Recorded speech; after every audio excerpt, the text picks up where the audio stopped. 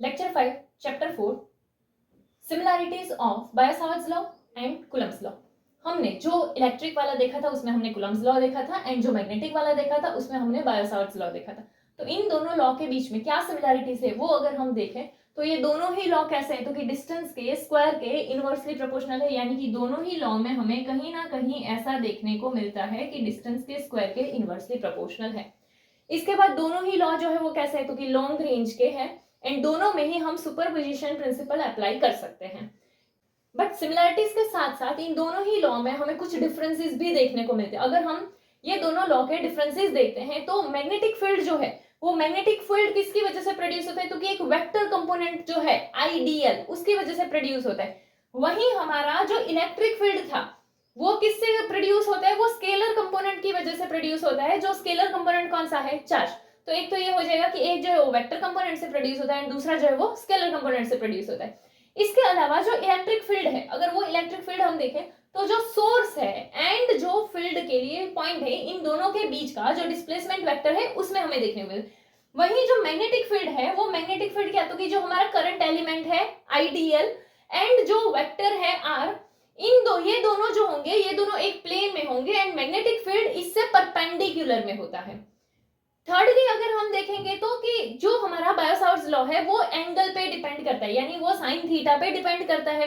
तो जैसे कि अगर हम कोई भी पॉइंट लेते हैं बट वो पॉइंट कहाँ हो, हमारे करंट एलिमेंट पे हो, कि लाइक आईडीएल जो है उसमें कहीं पॉइंट अगर हम देखेंगे तो एंगल कितना हो जाएगा, 0 हो जाएगा।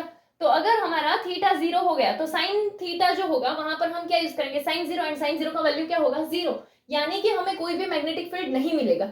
तो जो करंट एलिमेंट है उसके लिए कहीं पर भी अगर हम देखेंगे तो हमें मैग्नेटिक फील्ड नहीं मिलता है। बट वहीं पर अगर हम कूलम्ब्स लॉ के अकॉर्डिंग देखेंगे तो वो थीटा पे डिपेंड नहीं करता है। Next, relation between vacuum permittivity, vacuum permeability and speed of light. तो पहले तो यहाँ पर ये वैक्यूम परमिटिविटी ये कूलम्ब्स लॉ के टाइम पे देखा था, वैक्यूम परमिएबिलिटी ये हमने बायो-सावर्ट्स लॉ में देखा था।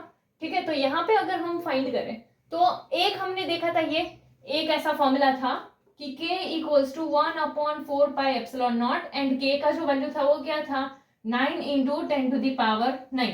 ठीक है, तो ये वही है 1/4 pi epsilon not equals to 9 into 10 to the power 9। And एक ये हमने देखा था mu not upon 4 pi equals to 10 to the power -7। ये चीजें देखी थी। अगर हमें ये vacuum permittivity and vacuum permeability का रिलेशन देखना है तो म्यू नॉट एप्सिलॉन नॉट लेते हैं अगर हम, ठीक है, तो क्या हो जाएगा कि mu not epsilon not equals to, अभी म्यू नॉट का म्यू नॉट है एंड यहाँ एप्सिलॉन नॉट भी है। सपोज कि यहाँ हमारे पास ऐसा है कि mu not and epsilon not and इसको हम 4 पाई से मल्टीप्लाई करते हैं एंड 4 पाई से डिवाइड करते हैं। ठीक है, तो एक ये टर्म बन जाएगा म्यू नॉट अपॉन 4 पाई, वो आ गया। एंड दूसरा क्या ऐसा हो गया 4 पाई एंड एप्सिलॉन नॉट, तो ये वो हो गया 4 पाई एप्सिलॉन नॉट। ठीक है, तो ये वाला जो है वही रखा है बट 4 पाई से डिवाइड एंड मल्टीप्लाई किया है। फिर यहाँ पर अगर हम देखें म्यू नॉट अपॉन 4 पाई का वैल्यू जो है वो हमें पता है क्या है 10 to the power -7 and 4 pi epsilon not, अभी 1/4 पाई एप्सिलॉन नॉट क्या है 9 इंटू 10 टू द पावर 9। अगर इसका रेसिप्रोकल करेंगे तो इसका भी होगा, तो इसीलिए ये 4 पाई एप्सिलॉन नॉट क्या हो जाएगा 1/9 इंटू 10 टू द पावर 9। अभी ये 10 की पावर -7 ऊपर है, नीचे जाएगा तो किस में हो जाएगा, प्लस में हो जाएगा। तो इसीलिए ये जो है वो क्या हो जाएगा, तो कि 10 की पावर 7 इंटू 9 इंटू 10 की पावर 9 एंड यहाँ 1 ऐसा हो जाएगा। तो देखो ये 10 की पावर 7 10 की पावर 9 इन दोनों का क्या हो जाएगा, पावर का प्लस हो जाएगा 7 एंड 9 का, तो इसीलिए क्या आ जाएगा 10 की पावर 16 एंड यहाँ पर 9 तो था ही। तो अगर हम इसका जो है इसका स्क्वायर रूट करते हैं तो 9 है, 9 का स्क्वायर रूट क्या आता है 3। अभी 10 की पावर 16 है, 10 की पावर 16 का स्क्वायर रूट क्या आएगा, तो अगर हम ऐसा लिखे 10 की पावर 8 का स्क्वायर तो 8 2 जा 16, तो ये 10 की पावर 16 हो, तो 10 की पावर 16 को हम ऐसे भी लिख सकते हैं एंड ये स्क्वायर हटेगा तो स्क्वायर रूट हो जाएगा। तो इसीलिए ये 10 की पावर 8, तो ये पूरा हो गया कि चलो 3 इंटू 10 टू द पावर 8 का स्क्वायर। बट यहाँ पर अगर हम देखें तो 3 इंटू 10 टू द पावर 8 क्या है हमारा, स्पीड ऑफ लाइट। देखो इसमें जो थर्ड था वो क्या था, स्पीड ऑफ लाइट। तो यहाँ पर इसकी जगह पर हम स्पीड ऑफ लाइट यानी कि सी पुट कर सकते हैं, तो यहाँ पे ये इसकी जगह सी, तो क्या आ जाएगा सी का स्क्वायर। चलो, तो अगर हमें सी के लिए वैल्यू फाइंड करना है तो ये यहाँ से यहाँ जाएगा एंड ये यहाँ से यहाँ जाएगा, तो क्या हो जाएगा, तो कि सी स्क्वायर इक्वल्स टू 1/म्यू नॉट एप्सिलॉन नॉट ऐसा हो जाएगा।